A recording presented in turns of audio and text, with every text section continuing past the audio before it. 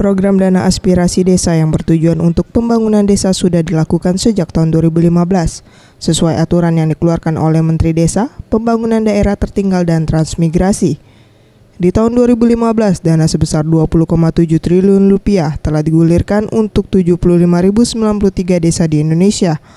Sedangkan di tahun 2016 sebesar Rp47 triliun dan di tahun 2017 sebesar Rp81,1 triliun.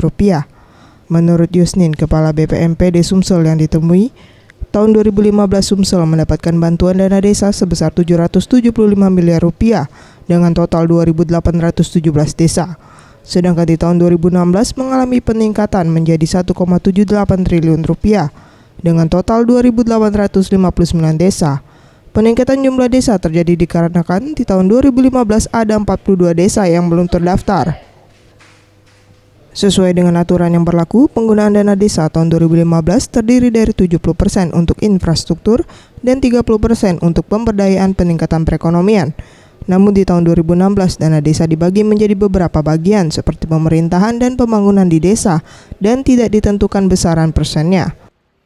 Kalau 2015 kan sudah ada petunjuknya bahwa 70% untuk infrastruktur, 30% untuk pemberdayaan peningkatan perekonomian. Tahun ini juga sama, Pak? Tahun ini banyak, peruntukannya banyak. Karena tidak bisa saya sebutkan, tapi yang seperti yang disebutkan tadi adalah untuk pemerintahan, pembangunan di desa itu, kira-kira seperti itu.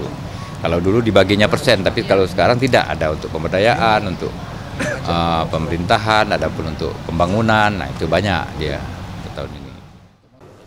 Alex Nurdin, Gubernur Sumatera Selatan, menambahkan sosialisasi dan pelatihan terkait dana desa akan dilakukan, baik untuk pendamping desa maupun kades, agar pembangunan desa yang diinginkan bisa terwujud.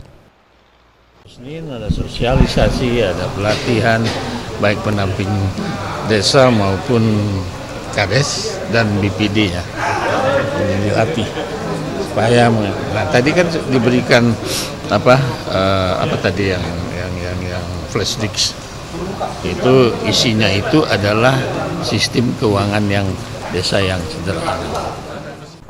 Mega Dwi Handayani, Gusti Putu Sumartayasa, Sriwijaya TV.